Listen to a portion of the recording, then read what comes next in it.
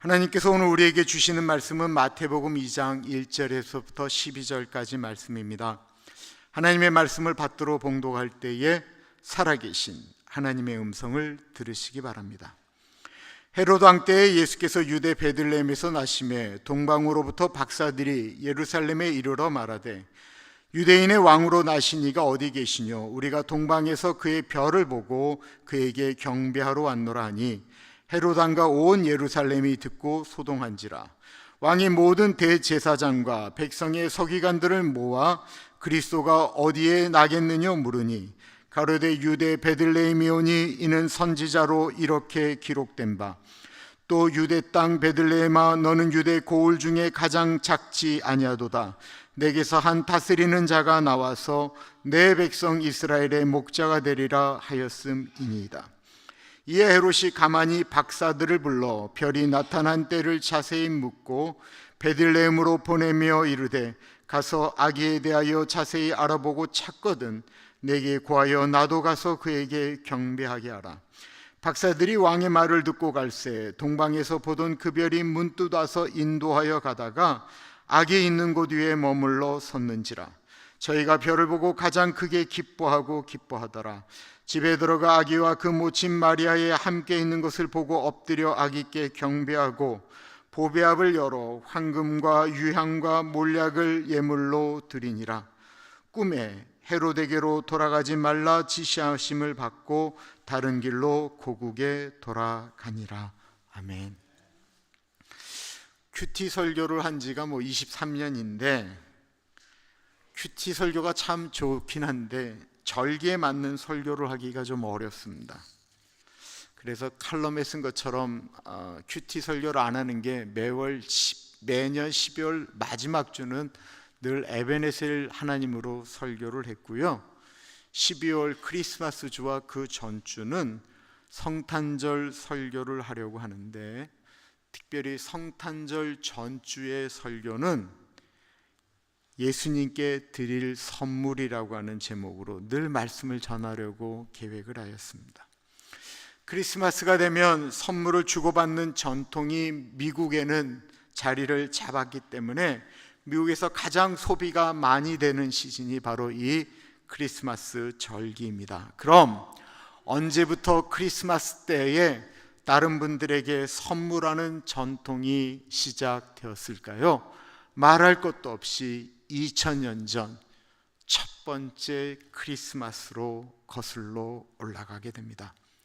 2000년 전 동방에는 별을 연구하는 사람들이 있었습니다. 마고스라고 했는데 이분들이 어느 날 하늘의 별을 보면서 점도 치고 그걸로 예언도 하고 그랬는데 늘 나타나는 별이 아닌 너무나도 반짝거리는 별이 하나 발견되었습니다.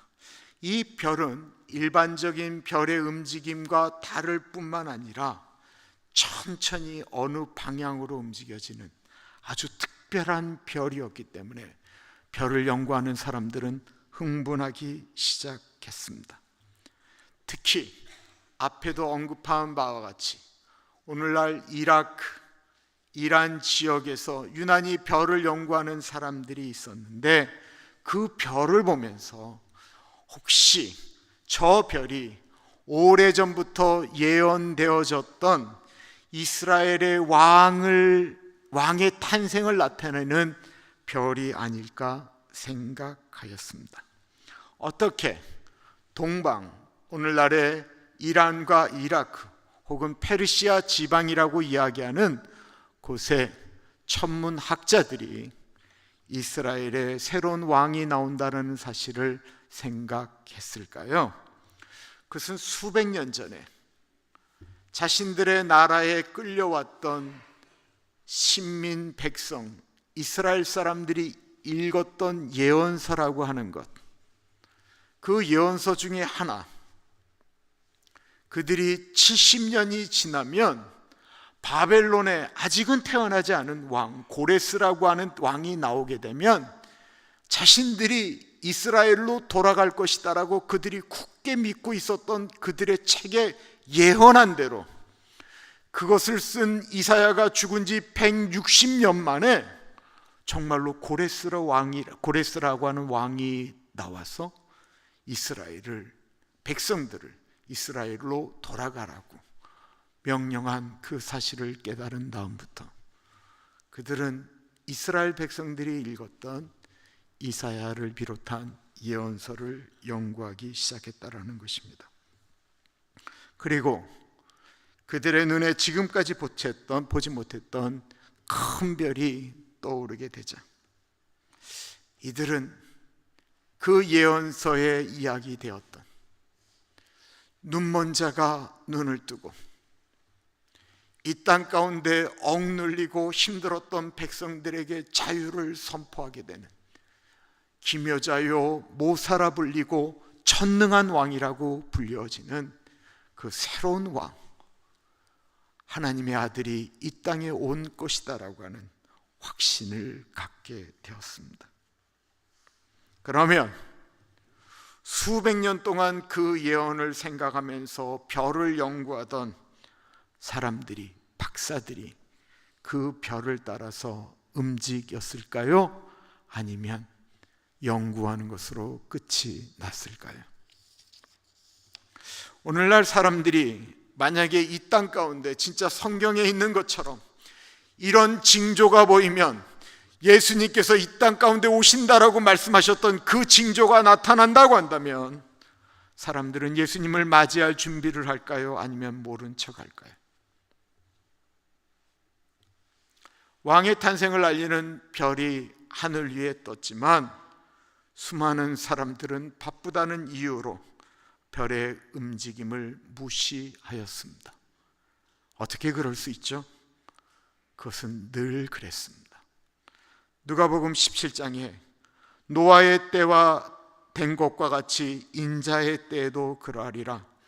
노아가 방주에 들어가던 날까지 사람들이 먹고 마시고 장가들고 시집가더니 홍수가 나던 그들을 다 멸망시켰으며 또 롯의 때와 같으리니 사람들이 먹고 마시고 사고 팔고 심고 집을 짓더니 롯이 소돔에서 나가던 날에 하늘로부터 불과 유황이 비오듯 하여 그들을 멸망시켰느니라. 사람들은 2000년 전이나 오늘이나 이 세상에 하나님의 아들 왕이 오는데 관심이 없습니다. 별을 연구하던 사람들 중에 별을 따라 움직인 소수의 사람들이 있는데 그들을 성경에서는 동방박사라고 이야기하였습니다. 그들은 왕에게 왕의 탄생을 축하하기 위한 선물을 준비하여 별을 따라 움직이기 시작합니다. 앞에 언급한 같이 보통 이들이 떠났던 지역을 이란이나 이라크라고 이야기하면 이라크에서 오늘날 예루살렘까지 직선거리로 600마일입니다. 그런데 직선거리로 갈 수가 없잖아요. 그들은 사람들이 다니던 길 위쪽으로 돌아서 움직였기 때문에 대략 800마일을 별을 따라서 움직이기 시작했습니다. 오늘날처럼 아스팔트가 걸려 있는 길이 아니었습니다. 얼마나 힘든 여정이었겠습니까? 이들은 하늘의 별만을 바라보고 먼 순례의 길을 떠난 것입니다. 별을 따라간다라고 하는 흥분, 왕을 만날 수 있다라고 하는 설렘이 처음에는 있었을 것입니다만 별을 따라가는 길이 결코 쉽지는 않았습니다. 가다가 사막도 만났을 것이고요, 험한 중령도 만났을 것입니다.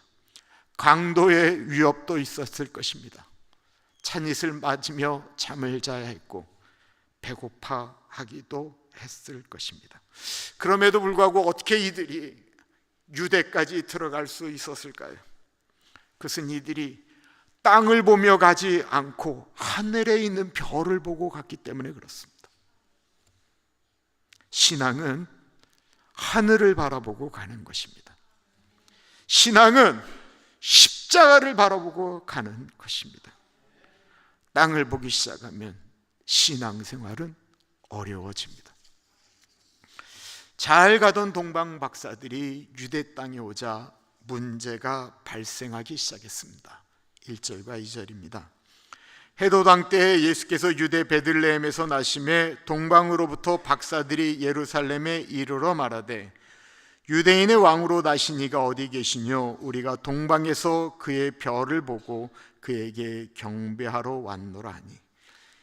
이들에게 닥친 문제가 무엇입니까? 이들의 문제는 사막도, 험난한 중령도, 강도의 위협도, 배고픔도 아닌 이들이 가졌던 문제는 이들의 머릿속에 있는 고정관념, 상식이 문제였다라는 것입니다.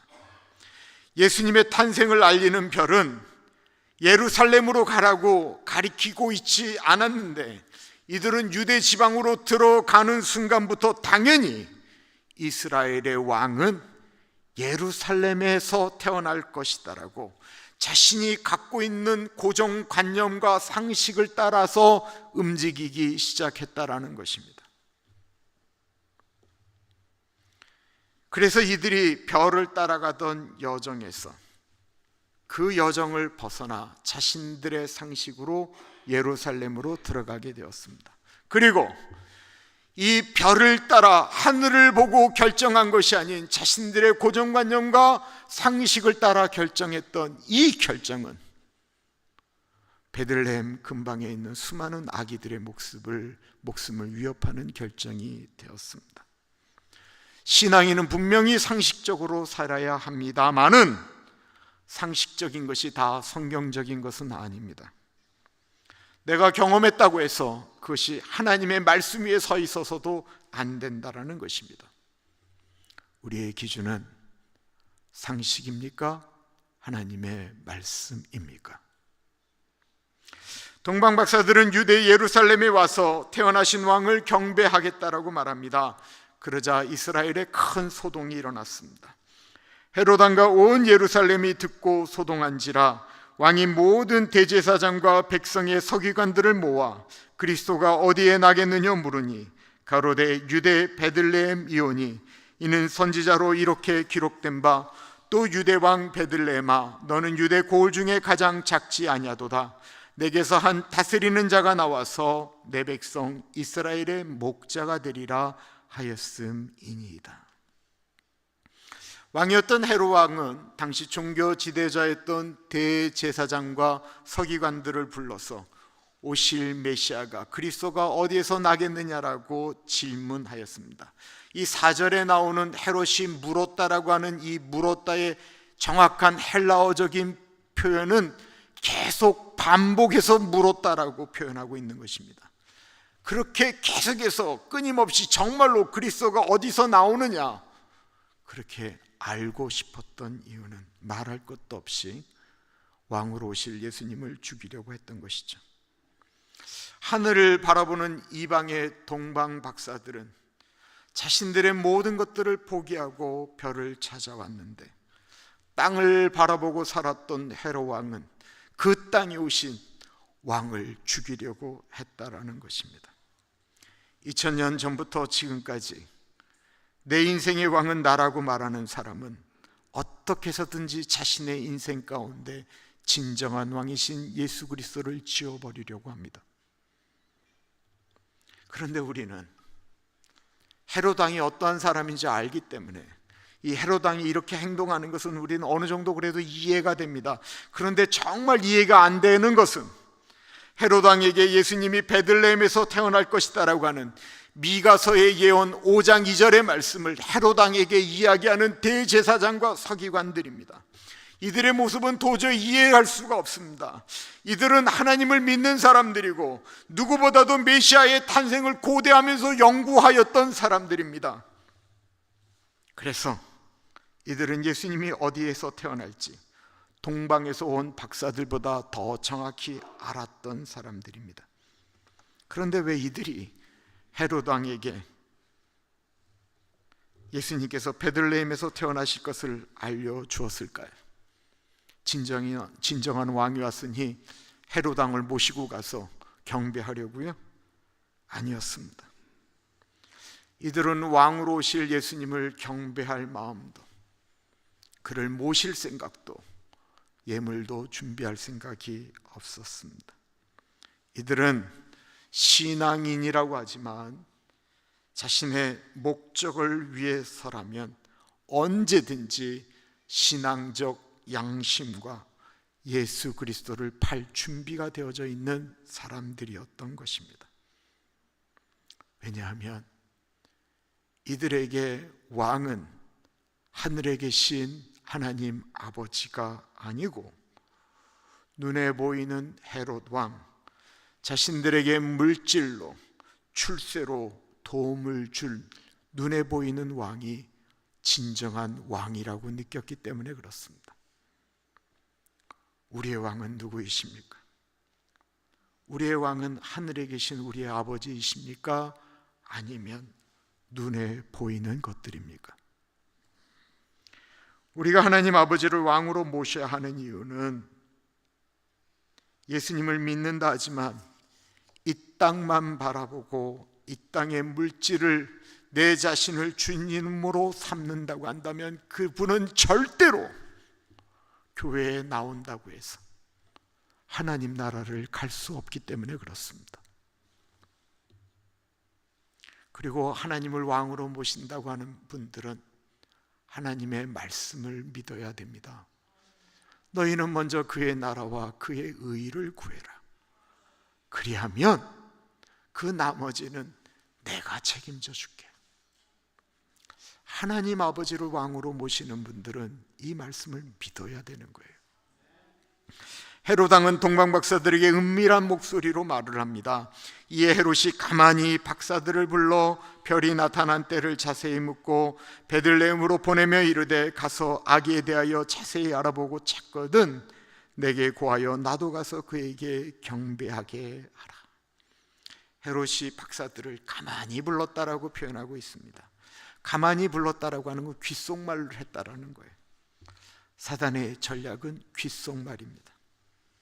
늘 편을 가르고 패를 가르는 말은 귓속말이에요. 헤롯이 이야기하는 말에 경배라는 말이 나옵니다. 즉 하나님을 경배한다라고 하는 이 거룩한 의미의 말로 예수님을 죽이려고 했다라고 하는 것입니다. 거짓된 예배는 사람을 살리는 것이 아니고 죽입니다. 그러므로 예배를 드리는 우리들은 우리가 지금 살아계신 하나님 앞에 서 있다라고 하는 사실을 잊어서는 안 됩니다. 크리스마스 계절에 헤롯처럼 자신의 목적을 위하여 예배 드릴 수도 있고, 크리스마스 계절에 우리를 위해 오신 예수님을 생각하며 경배의 예배를 드릴 수도 있습니다. 우리는 지금 어디에 있는 것입니까? 살아계신 하나님의 존전 앞에 있는 것입니다. 자신들의 생각으로 별을 따르지 않고 상식을 따라 예루살렘으로 갔던 동방 박사들이 다시 예루살렘을 떠나자 막막해지기 시작합니다.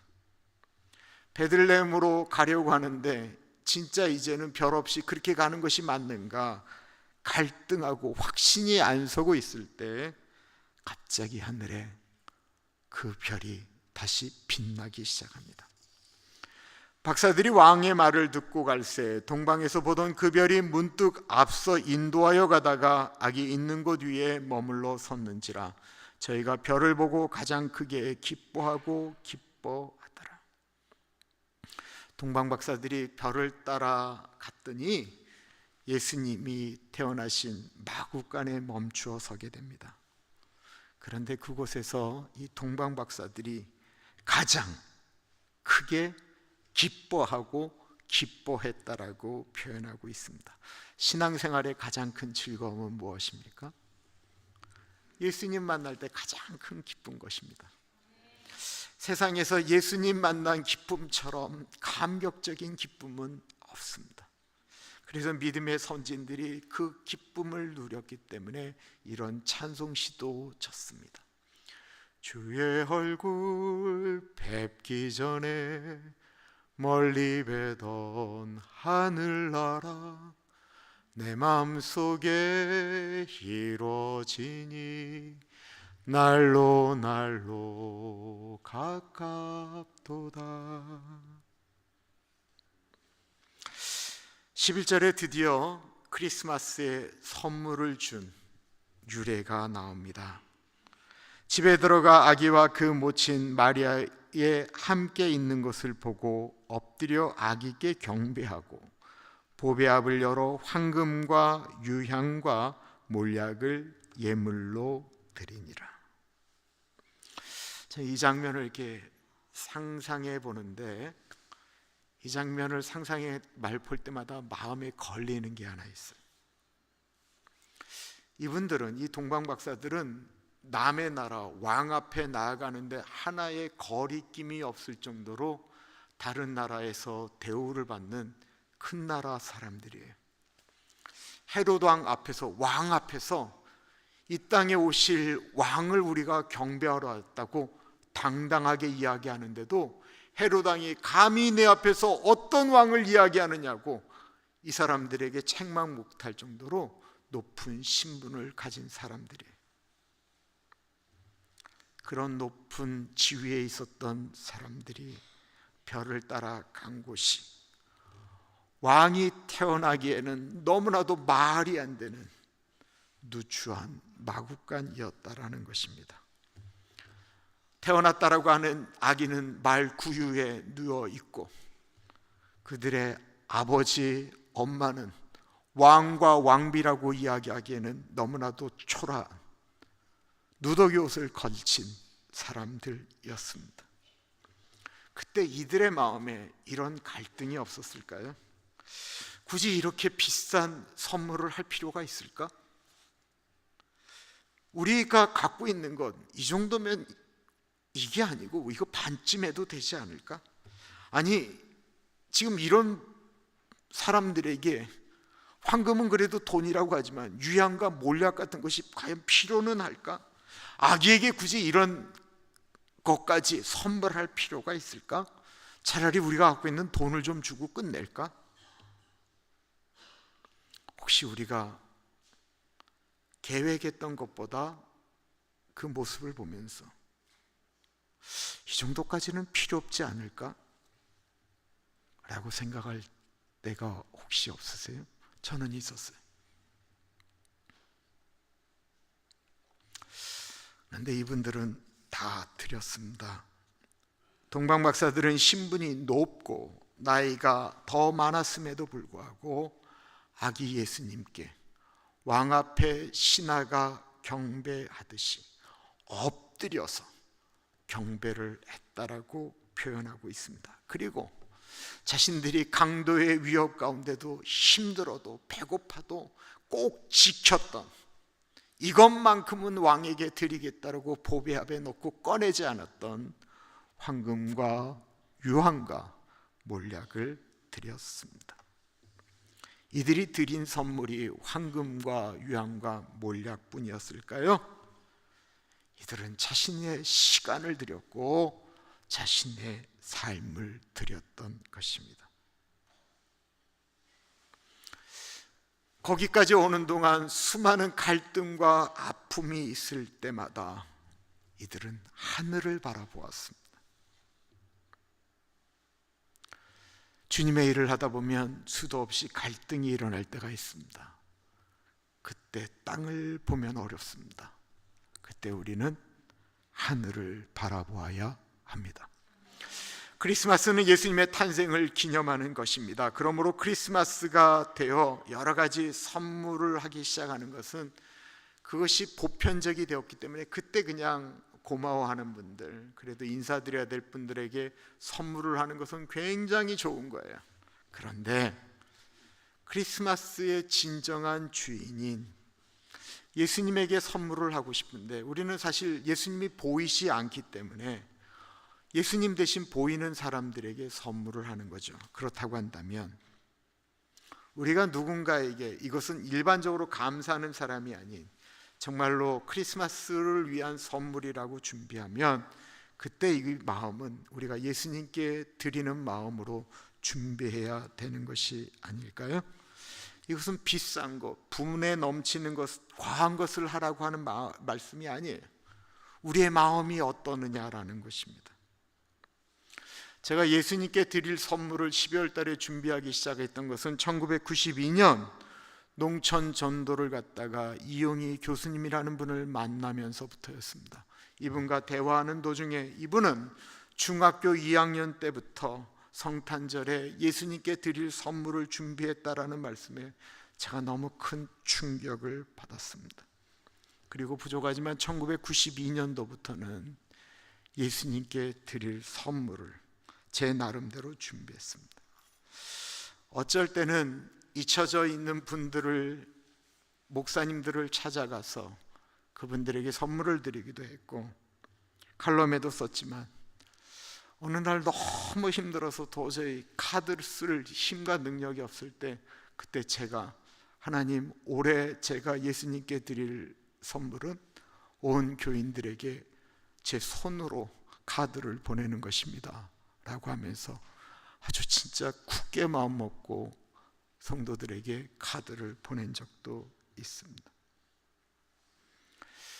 돌아보면서 가장 보람된 것 중에 하나가 2012년 12월 달에 한국에서 올해 예수님께 드릴 크리스마스 선물은 탈북자 구원입니다 라는 말씀이었습니다.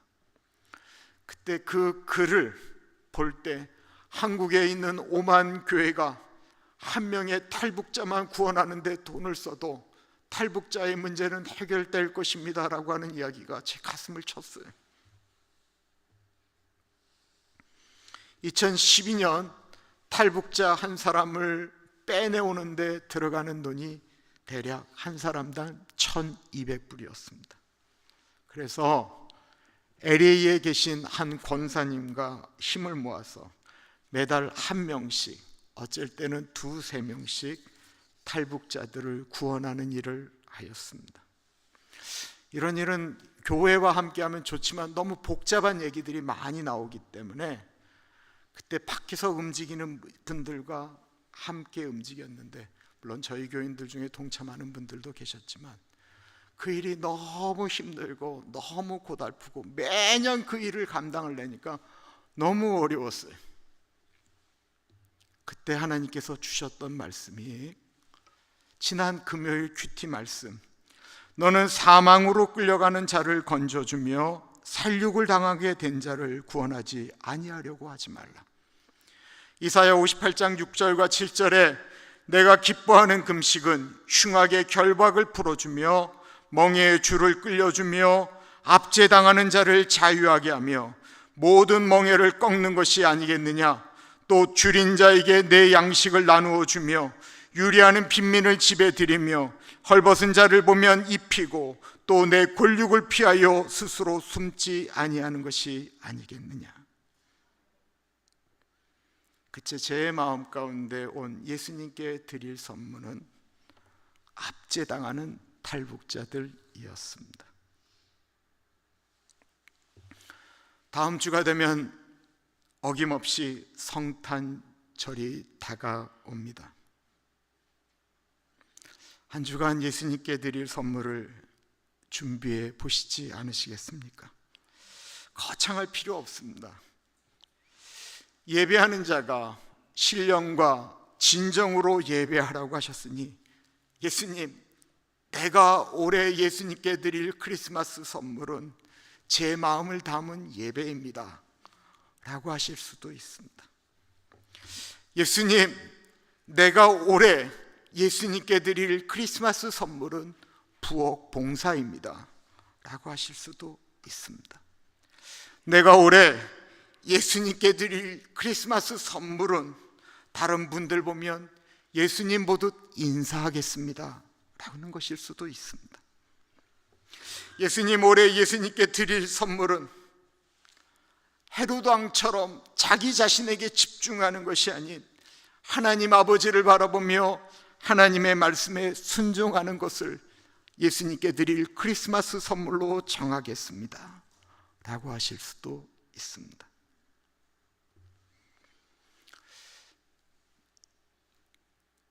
크리스마스가 사실은 얼마나 슬픈 날입니까? 옛날에는 크리스마스 때 금식도 했는데 예수님이 꼭 죽으러 오신다라고 생각하니까 너무 가슴이 아팠어. 크리스마스는 하나님이 우리에게 가장 큰 선물인 아들을 보내신 날인데, 아들을 그냥 보낸 게 아니고 십자가에 달려서 갈기갈기 찢어 죽이신 그 선물을 보내신 날인데, 우리도 우리를 위하여 십자가에서 죽으신 그 예수님을 위하여 선물을 준비해야 되지 않겠습니까? 올해 예수님께 드릴 선물은 무엇입니까? 기도하겠습니다.